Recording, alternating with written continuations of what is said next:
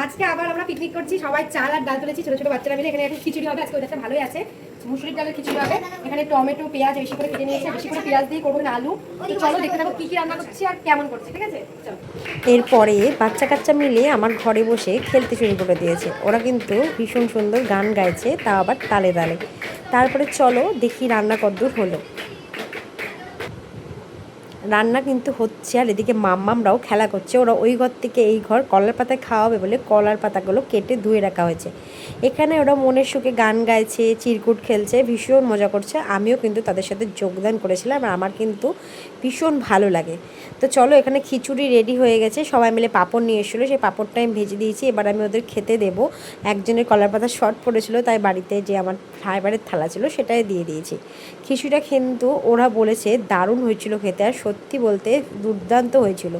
আমি বলে রান্না করেছি বলে বলছি না, যারা যারা প্রত্যেকে খেয়েছে তারা তারা সবাই খুব নাম করেছিল খিচুড়ি খেয়ে। আর আমার না উষ্ণ চালের খিচুড়ি খেতে বেশি ভালো লাগে আতপ চালের থেকে। আর যেহেতু আজকে ওয়েদারটা ভালো ছিল, তাই জন্য মনে হলো যে পিকনিক করাটা দারুণ হবে। আর আমি কিন্তু ছোটো ছোটো বাচ্চাদের সাথে পিকনিক করতে বেশ ভালোবাসি। সেটা আমি বাপের বাড়িতেও করতাম, আমি যখনই যাই তারা কিন্তু আমাকে ওখানে ধরে।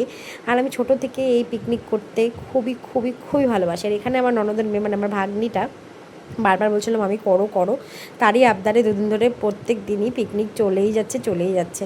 তো চলো, ওদেরকে খেতে দেওয়া কমপ্লিট। আমি কিন্তু সবার লাস্টে খেয়েছিলাম 11টায়। ওরা যখন খেতে বসে 9টা বাজে, আমি তাড়াতাড়ি বসিয়ে দিয়েছিলাম, যেহেতু ছোটো ছোটো বাচ্চা কাচ্চা। আমার মেয়ে বাদ দিয়ে সবাই খেয়েছে, মেয়েকে কিন্তু পরে আমি সেই ভাতই খাইয়েছিলাম।